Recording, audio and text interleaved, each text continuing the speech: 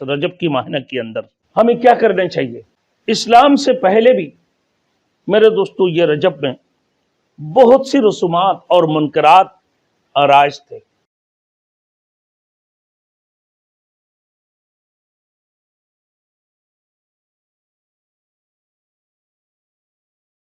Thanks for watching. Don't forget to like, comment, share and subscribe to Maulana Habibullah Rouhani Official. रजब की महीना के अंदर हमें क्या करना चाहिए। इस्लाम से पहले भी मेरे दोस्तों ये रजब में बहुत सी रसूमात और मुनकरात राइज थे। इस्लाम से पहले भी लोग इस महीना को बड़े फजीलत वाली महीना समझते थे।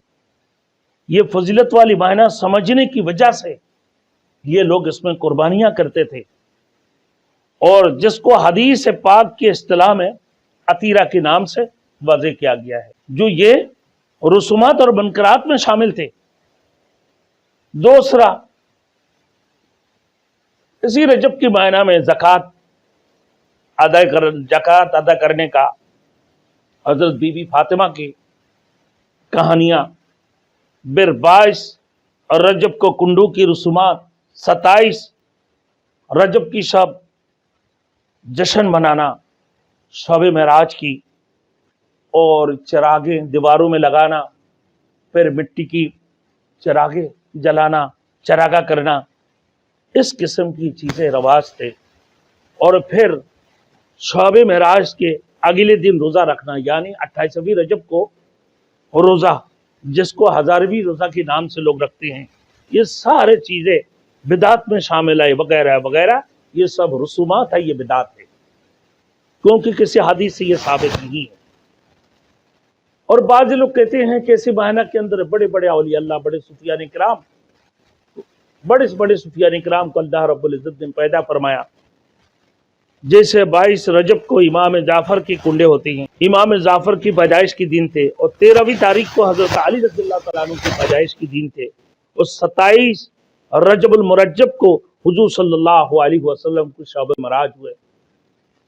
बेशक ये बबरकत महीना है, लेकिन इस महीना के अंदर कोई मुकर्रर नहीं है दिन कि किस दिन को रोजा रखना है और किस दिन को इबादत करना है।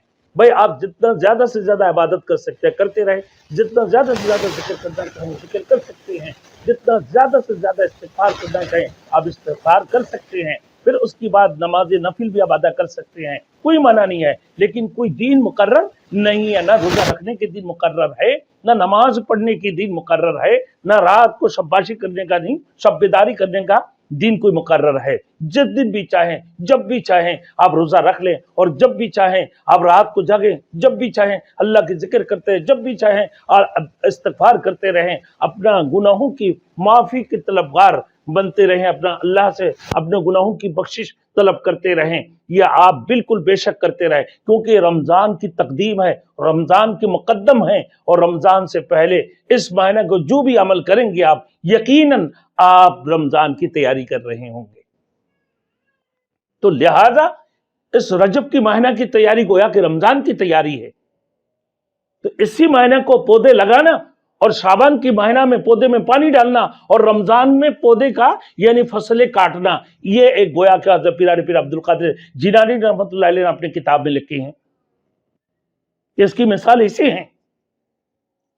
अब मेरे दोस्तों, बाकी जो खराफाते हैं कि 22 रजब को कुंडे और 27 रजब को जो है ना शब, 27 रजब की शब जो है ना जश्न मनाना, और जो है ना चिरागा करना, मिट्टी की जो है ना बर्तनों में चिरागा करना, ये सब चीजें बिदात में शामिल है।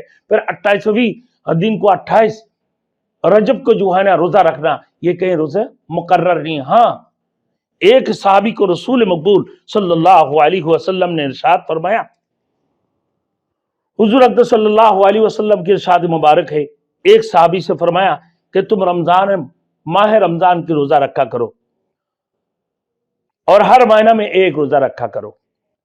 तो जब ये कहा तो सहाबी ने अर्ज किया, या रसूल अल्लाह, मेरे लिए और कोई दिन रोजा मैं रख सकता हूं? अल्लाह के रसूल ने फरमाया कि हर महीना को तुम 2 रोजा रखा करो। या रसूल अल्लाह, अल्लाह ने मुझे बड़ी ताकत बख्शी है, मेरे अंदर हिम्मत है, میں روزہ اور بھی زیادہ رکھ سکتا ہوں، تو اللہ کے رسول نے فرمایا کہ تم 3 روزہ رکھا کرو۔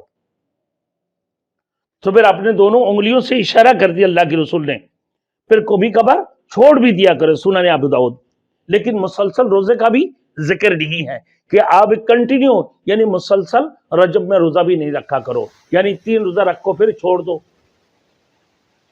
حضرت عبداللہ بن عباس رضی اللہ تعالیٰ عنہ فرماتے ہیں کہ حضور اقدس صلی اللہ علیہ وسلم ماہ رجب میں روزہ رکھا کرتے تھے، حتیٰ کہ ہم سمجھتے تھے کہ حضور صلی اللہ علیہ وسلم روزہ نگاہ نہیں کریں گے، لیکن حضور صلی اللہ علیہ وسلم پھر روزہ چھوڑ دیتے تھے۔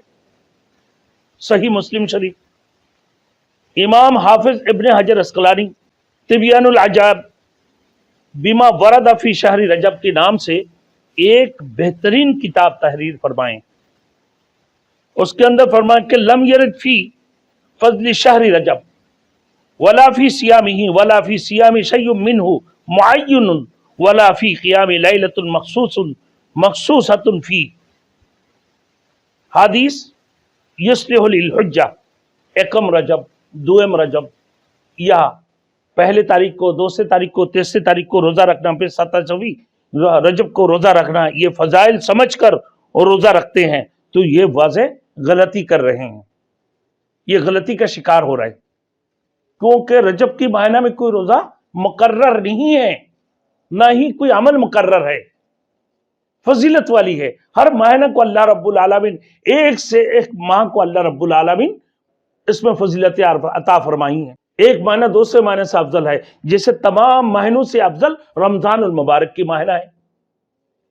اسی طریقے سے ہر ایک مہینہ کے اندر اللہ رب العزت نے ایک تقویت، ایک فضیلت رکھی ہے۔ اب رجب کی مہینہ کے اندر روزہ رکھیں آپ، لیکن کنٹینیو نہیں رکھیں، یعنی کبھی کبھار چھوڑ بھی دے۔ اللہ کے رسول بھی جب رجب کی مہینہ میں روزہ رکھتے تھے تو صحابۃ الاجمعین سمجھتا عبداللہ ابن عباس، حضرت عبداللہ ابن عباس رضی اللہ تعالیٰ عنہ فرماتے ہیں کہ ہم یہ سمجھتے تھے کہ اللہ کے رسول کبھی روزہ ناگاہ نہیں کریں گے، اللہ کے رسول صلی اللہ علیہ وسلم روزہ چھوڑ دیتے تھے۔ تو میرے دوستو، روزہ کی یہ رجب کی جو مہینہ ہے یہ تعظیم والی مہینہ ہے، حرمت والی مہینہ ہے۔ تو پہلے ایام جاہلیت میں اور اسلام سے پہلے لوگ بھی اس کو حرمت والے اور عظمت والے مانتے تھے، اسلام سے پہلے بھی۔ تو لہٰذا اس مہینہ کے اندر زیادہ سے زیادہ ذکر، استغفار کی جائے اور اللہ سے معافی طلب کی جائے، اللہ سے اپنا گناہوں کی بخشش کی طلب کی جائے۔ میرے دوستوں، اور ہر نیک کام کی طرف قدم کو بڑھاتے رہیں، اللہ کی طرف متوجہ ہوئیں، اور پھر اپنے حلال مال کھائیں اور حلال مال کھانے کی کوشش کریں۔ ہر صورت میں ہر قسم کی رشوت، ہر قسم کی سودوں سے بچیں اور حرام مال سے بچیں ہر صورت میں۔ اور اسی طریقے سے میرے دوستو، جب رجب کی مہینہ آتی ہیں تو لوگوں کے اندر ذخیرہ اندوزی شروع کر دیتے ہیں لوگ، یہ بھی حرام ہے، کیونکہ ہمارے یہاں تقریباً پاکستان ہے، انڈیا ہے، بنگلہ دیش، دیگر ممالک کے اندر، ان تقریباً خاص طور مسلمان ممالک کے اندر جب رجب کی مہینہ شروع ہوتے ہیں تو یہاں چنے کی قیمتیں بڑھا دیتے ہیں، دال کی قیمتیں بڑھا دیتے ہیں، چینی کی قیمتیں بڑھا دیتے ہیں، اور لوگ مالوں کو جو ہے نا سامان کو ذخیرہ اندوزی کر لیتے ہیں تاکہ رمضان میں زیادہ پروفٹ میں جو ہے نا اس کو بیچے، فروخت کریں، زیادہ منافع کمائیں۔ تو یہ بھی حرام ہے کہ ذخیرہ اندوزی نہیں کرنا چاہیے، بلکہ اللہ سے دعا مانگنا چاہیے، اللہم بارک لنا فی رجب و شعبان وبلغنا رمضان، اے اللہ تو رمضان اور شعبان، رجب اور شعبان میں ہمیں برکات عطا فرما، اور رمضان تک ہمارے عمر لمبے فرما، ہمیں لمبی عمر عطا فرما کہ ہم رمضان تک پہنچ جائیں۔